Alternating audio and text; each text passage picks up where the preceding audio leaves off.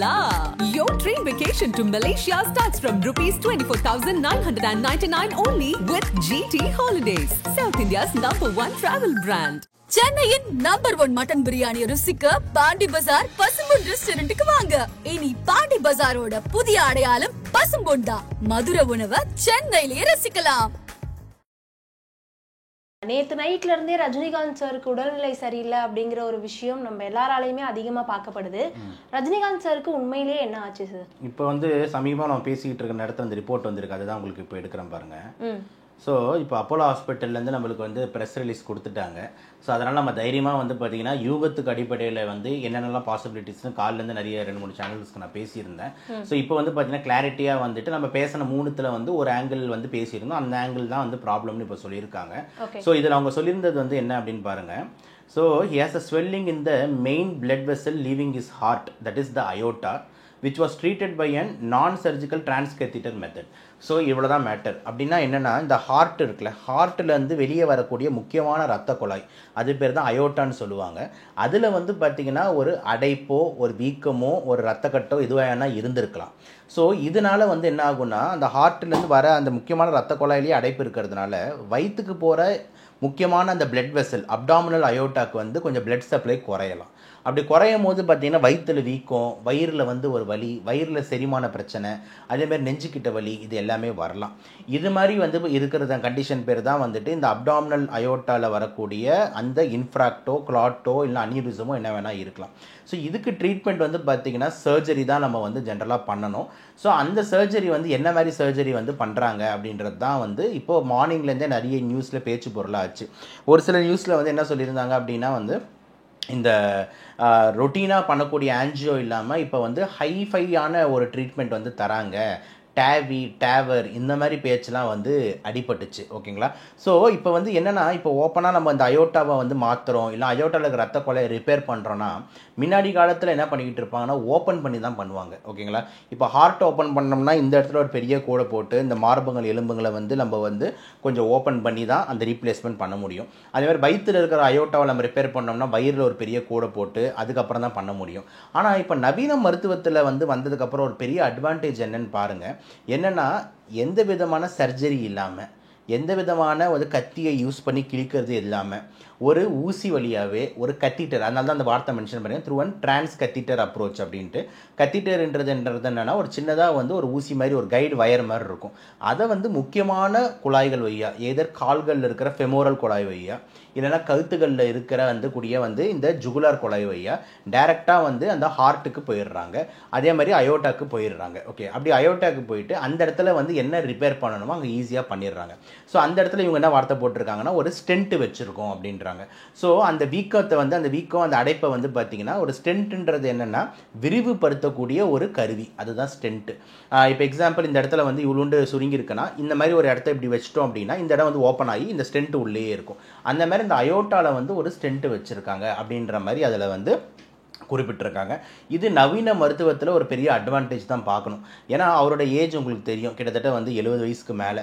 அப்படின்னும் போது ஒரு மேஜர் சர்ஜரிலாம் வித்ஸ்டாண்ட் பண்ணுறது ரொம்ப கஷ்டம். அப்படின்னும் போது இந்த மாதிரி ஒரு மைனர் இன்டர்வென்ஷன் ப்ரொசீஜர் மூலயமா இதை பண்ணி முடிக்கிறாங்க அப்படின்றது பார்த்தீங்கன்னா பாராட்டத்தக்கக்கூடியது.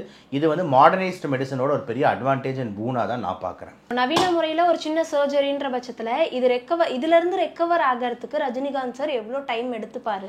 இல்லை, இப்போ இந்த ப்ரொசீஜர் பொறுத்த வரைக்கும் ரொம்ப சிம்பிள் தான். அதுவும் பார்த்தீங்கன்னா இந்த ஹாஸ்பிட்டல் சைட்லேருந்து கொடுத்துட்டாங்க. என்னென்னா ஒரு 2-3 நாட்களில் அவர் வீடு திரும்புவார் அப்படின்ட்டு அவங்களே அந்த அறிக்கையில் கொடுத்துருக்காங்க. ஸோ ஜென்ரலாக இப்போ நிறைய மேஜர் சர்ஜரி மாதிரி பண்ணுறாங்க, நம்மளோட கத்தி வச்சு கிழிச்சு பண்ணுறாங்கன்னா ஒரு வாரம் கூட எடுக்கும் ஹாஸ்பிட்டல் ஸ்டே. ஆனால் இது நம்ம ஒரு 1 டே ஐசியூவில் ஒரு அப்சர்வேஷனும், அதில் ரொம்ப நல்லா பண்ணுறாரு, பிபி நார்மலாக இருக்குது, பல்ஸ் நார்மலாக இருக்குது, எந்த விதமான லீக் எதுவும் இல்லை அப்படின்னும் போது அடுத்த நாள் வார்டுக்கு ஷிஃப்ட் பண்ணுறது. வார்ட்லேயே நல்லா இருக்கார் அப்படின்னும் போது சரின்னு சொல்லிட்டு கண்காணிக்கிறதுக்கு அடுத்த வாரம் திரும்ப மருத்துவமனைக்கு ஒரு வாட்டி செக்கப்புக்கு வாங்க அப்படின்னு சொல்லிட்டு அவர் அனுப்பிச்சிருவாங்க. ஸோ இதனால் நான் என்ன சொல்ல வரேன் அப்படின்னா it is a very short hospital stay because of this non surgical procedure. Surgery ப்ரொசீஜராக பண்ணியிருந்தோம்னா ரொம்ப நாள் எடுக்கும், நான் சர்ஜரின்றதுனால ஆனால் அதுக்குன்னு சொல்லிட்டு இன்றைக்கி வீட்டுக்கு போகலாம் அப்படின்னு சொல்லிட்டு ஒரு சில பேர்லாம் ஒரு சில சேனலில் பேசுனாங்க. நம்ம ஹெல்த் மினிஸ்டர் மாசு சார் கூட சொல்லியிருந்தாரு இன்றைக்கி ஈவினிங்கே வீடு திரும்பிடுவார் அப்படின்ட்டு. ஆனால் கண்டிப்பாக பாசிபிள் இல்லை. ஏன்னா நார்மல் ஆளுக்கு ஒரு நாள் வச்சு தான் அனுப்புவாங்க. இவர் ஒரு விஐபி மட்டும் இல்லை, ஒரு விவிஐபி, இந்தியாவோட ஒரு பெரிய ஐகான். இவருக்கு ஏதாவது ஒரு சின்ன அசம்பாவிதம் நடந்தால் அந்த ஹாஸ்பிட்டலுக்கு அவ்வளோ பெரிய அவள் பேர் அப்படின்னும் போது கண்டிப்பாக அவளை ஈஸியாக அனுப்ப மாட்டாங்க. ஒரு 1-2 டேஸ் இருந்துட்டு கன்ஃபார்ம் பண்ணிவிட்டு அதுக்கப்புறம் தான் அனுப்புவாங்க. மேபி 3-4 நாள் கூட எக்ஸ்ட்ரா கூட ஆகலாம் தவிர, ஆனால் 2 நாளில் அனுப்புறதுக்கான வாய்ப்பு 2 நாளுக்கு வந்து மினிமம் தேவைப்படும்ன்றது தான் நம்ம கருத்து. ஓகே, ஏற்கனவே அவர் வந்து ஒரு சில நிறைய நோய்களால் பாதிக்கப்பட்டிருக்காரு, ஆப்ரேஷன்ஸ் இருக்குது, அதுக்கப்புறம் டேப்லெட்ஸ் ரெகுலராக எடுத்துக்கிறாருன்னு நிறைய கேள்விப்பட்டிருப்போம். இப்போ இவ்வளோ விஷயங்கள் மத்தியில் மறுபடியும் இப்போ உடம்பு சரியில்லாமல் போகுது. ஸோ இப்போ மறுபடியும் பேக் டு அந்த ஃபிலிம், பேக் டு படங்களில் நடிக்கிற விஷயங்கள்லாம் பண்ணுவாரா? ஸோ அந்த விஷயங்கள்லாம் இதனால எவ்வளோ பாதிப்படையும்னு நினைக்கிறீங்க? கண்டிப்பாக தாமதமாகும், அதில் வந்து எந்த மாற்று கருத்தும் இல்லை. அதே மாதிரி வந்து இப்போ இதனால் வந்து அவர் இதுக்கப்புறம் நடிக்கவே கூடாது, உட்காரணும் அப்படின்றத மாதிரி இருந்ததுன்னா அவர் இதோட பெரிய சர்ஜரி ஒன்று அண்டர்கோ பண்ணியிருக்காரு. கிட்னி டிரான்ஸ்பிளான்ட், ரீனல் டிரான்ஸ்பிளான்ட் சிங்கப்பூரில் போய் பண்ணிட்டு வந்தார். அவரே கூட அரசியலில் லீலா பேலஸ் ஹோட்டலில் வந்து ஒரு ஸ்டேட்மெண்ட் ப்ரெஸ்ஸுக்கிட்ட வந்து மீட் பண்ணி பேசும்போது பெரிய பெரிய ஆப்ரேஷன்லாம் பண்ணியிருக்கேன், இவ்வளோ பெரிய தையல்லாம் பின்னாடி இருக்குது, மாற்றிருக்காங்க, நான் ஒரு இம்யூனோ சப்ரேஷன் மருந்துல எல்லாம் இருக்கேன் அப்படின்னு. ஸோ அது ஒரு பெரிய சேலஞ்ச் சர்ஜரி. ஆனால் அந்த சர்ஜரிலாம் முடிச்சுட்டு வந்ததுக்கப்புறம் வந்த படம் தான் பார்த்தீங்கன்னா வந்துட்டு பேட்டையாக இருக்கட்டும், தர்பாராக இருக்கட்டும், அதுக்கப்புறம் வந்துட்டு அண்ணாத்தையாக இருக்கட்டும், அதுக்கப்புறம் இப்போ நம்மளால கலக்கி வச்ச ஜெயிலராக இருக்கட்டும், இப்போ வந்து பார்த்தீங்கன்னா வேட்டையன் வருது, அடுத்து கூலி ஷூட்டிங் போயின்னு இருக்கு அப்படின்னும் போது அதுக்கப்புறம் வரிசை ஒரு 5-6 படம் நடிச்சிட்டார். ஆஃப்டர் தட் மேஜர் சர்ஜரி அப்படின்னும் போது இந்த இது வந்து அதை கம்பேர் பண்ணுறப்போ ரொம்ப மைன்யூட் ப்ரொசீஜர் தான் நம்ம எடுத்துக்கணும். ஒரு சர்ஜரி கூட பண்ணல. ரீனல் டிரான்ஸ்பிளான்ட்னா நம்ம பெரிய அறுத்து சர்ஜரி பண்ணுவாங்க, இது அந்த மாதிரி கூட இல்லை. ஜஸ்ட் கத்திட்டு வழியாக போயிட்டு ஒரு ஸ்டென்ட்டை வச்சுட்டு வராங்க அப்படின்னும் போது it is not and major. இதனால் வந்துட்டு அவருக்கு வந்து அடுத்து வந்து எதுவுமே நடிக்கக்கூடாது, பாதிக்கப்படுவார், இதுக்கப்புறம் அவர் நடிக்க மாட்டார் அப்படின்ற மாதிரி வந்து கிடையாது. ஆனால் ஒரு ஃபேக்டர் ரஜினி சார் என்ன ஞாபகம் வச்சுக்கணும் அப்படின்ற மாதிரி நம்மளோட இருக்குன்னா ஏஜ் தான். என்னென்னா ஒரு வயசு ஆகிறதுக்கப்புறம் நம்ம சின்ன வயசில் இருந்த மாதிரியே கண்டிப்பாக இந்த செயல் வந்து கஷ்டம். அப்படின்னும் போது கொஞ்சம் ரெஸ்ட்டு தேவை. அதுக்கேற்ற மாதிரி செலக்டிவ் ரோல்ஸ். இப்போ நம்ம அமிதாப் பச்சன் சார்லாம் நடிப்பார் தெரியுங்களா, டீசெண்டாக ஒரு அப்பா கேரக்டரில் வந்துட்டு ஒரு 2 டைலாக் பேசிட்டு போகிறது. சிவாஜி கணேசன் சார் பார்த்தீங்கன்னா நிறைய படத்தில் வந்து படையப்பாளையாக இருக்கட்டும், நிறைய படத்தில் வந்து ஒரு சென்டிமெண்ட்டாக டைலாக் பேசிட்டு போயிடுறது. இந்த மாதிரி ரோல்ஸ் வந்து நல்லாயிருக்கும். பட் ஆனால் அவர் ஹீரோவே பார்த்து பழகிட்டு வரம்போ அவர் டான்ஸ் ஆடணும்னு எதிர்பார்க்குறோம், ஃபைட் பண்ணணும்னு எதிர்பார்க்குறோம். மேபி வந்து நீங்கள் கொஞ்சம் டூப் போட்டு நடித்தாலும் யாரும் தப்பாக எடுத்துக்க மாட்டாங்க, உங்களை ஸ்க்ரீனில் பார்த்தா போதும் தான் நினைப்பாங்க. ஸோ வாட் ஐ ஃபீல் அப்படின்னும் போது நிறைய சாகசங்களான கஷ்டமான ஸ்டென்ட்டு, கஷ்டமான ஆக்ஷன், கஷ்டமான டான்ஸ் அப்படின்ட்டு உடம்பை வற்புறுத்தக்கூடாது. ஆனால் மினிமல் ஆக்டிங்ன்றது தாராளமாக பண்ணலாம். ஓகேங்களா, நின்று டைலாக் பேசுறது, அவர் எப்படியும் கண்டிப்பாக இயல்பு வாழ்க்கையில் இருக்கணும். ஒரு வாக்கிங் போகணும், ஒரு மினிமல் ஜாகிங் போகணும், அதெல்லாம் அவர் பண்ண தான் போகிறாரு. அப்படின்னும் போது அதே மாதிரி செட்டப்பில் வந்து படத்துலேயே நடிச்சிக்கணும். ஸோ டேரக்டர்ஸ்க்கு இனிமேல் வந்து அவர் வச்சு எடுக்கும்போது ஒரு நிறைய அது மாதிரி யோசித்து சாருக்கு வேறு ஃப்ரேமில் வச்சு அவருக்கு வந்து அந்த ஆக்ஷன்ஸ் எல்லாம் வந்து கொஞ்சம் குறைச்சி வேறு மாதிரியான ஒரு அவர் உடம்பு ரொம்ப வற்புறுத்தாமல் ரொம்ப வேலை வாங்கிக்காமல் அவரை நெப்பமாக குழந்த மாதிரி பார்த்துக்கணுன்றது ரொம்ப முக்கியமாக நான் பார்க்குறேன்.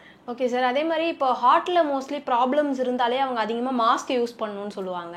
ஸோ இப்போ வந்து இவருக்கு ஹார்ட்டில் வந்து ஒரு சின்ன சர்ஜரி பண்ணியிருக்கிறதுனால இனி வெளியே போகும்போதாக இருக்கட்டும், அவங்களோட ரசிகர்களை பார்க்கும்போதாக இருக்கட்டும், மாஸ்க் யூஸ் பண்ணணும் அப்படிங்கிறது நெசசரியா? இல்லை, இது வந்து முதல் நீங்கள் கேட்ட கேள்வி வந்து கொஞ்சம் கரெக்டான கேள்வி கிடையாது. ஏன் அப்படி சொல்கிறேன் அப்படின்னா, ஹார்ட் ப்ராப்ளம் இருக்கிறவங்க வந்து மாஸ்க் போடணும் அப்படின்னு அவசியமே கிடையாது. ஏன் அப்படின்னா ஹார்ட்டுக்கும் மாஸ்க்குக்கும் என்ன சம்மந்தம் இருக்குது?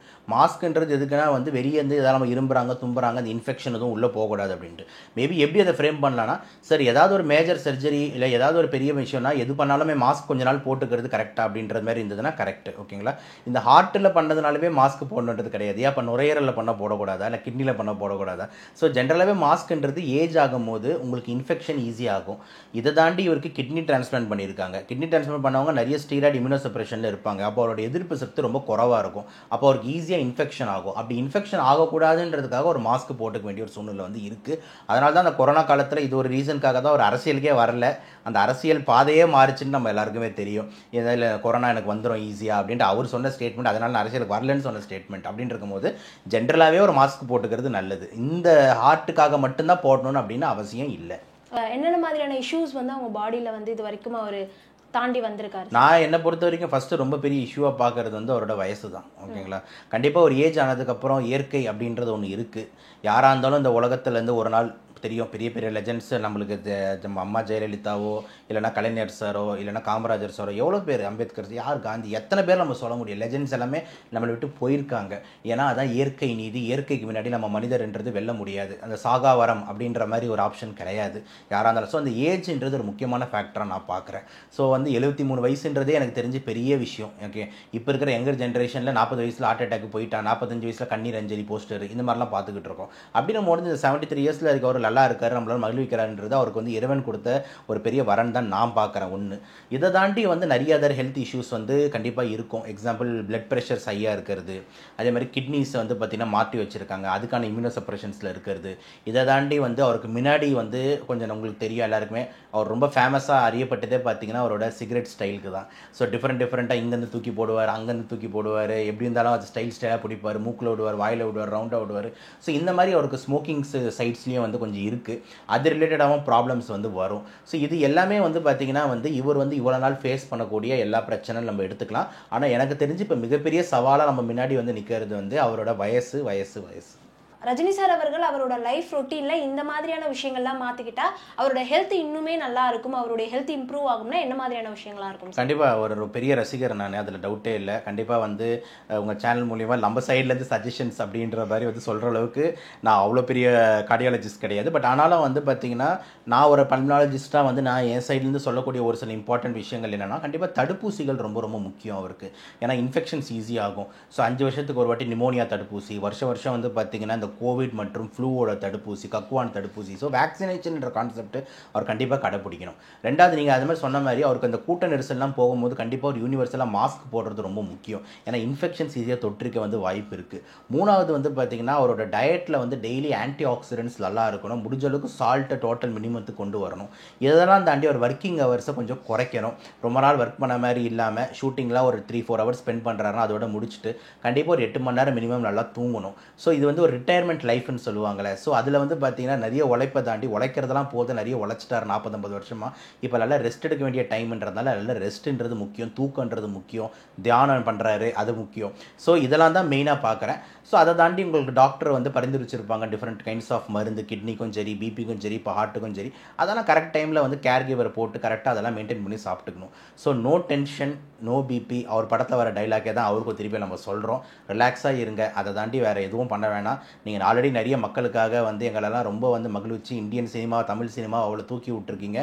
நீங்கள் வந்து ரொம்ப சீக்கிரமாக வந்து வெளியே வந்து கூலி படத்தை மட்டும் எங்களுக்கு ஒரு வாட்டி ஒரு காட்சியை கொடுத்துட்டீங்க அப்படின்னா இன்னும் சந்தோஷமாக இருப்போம். தேங்க்யூ.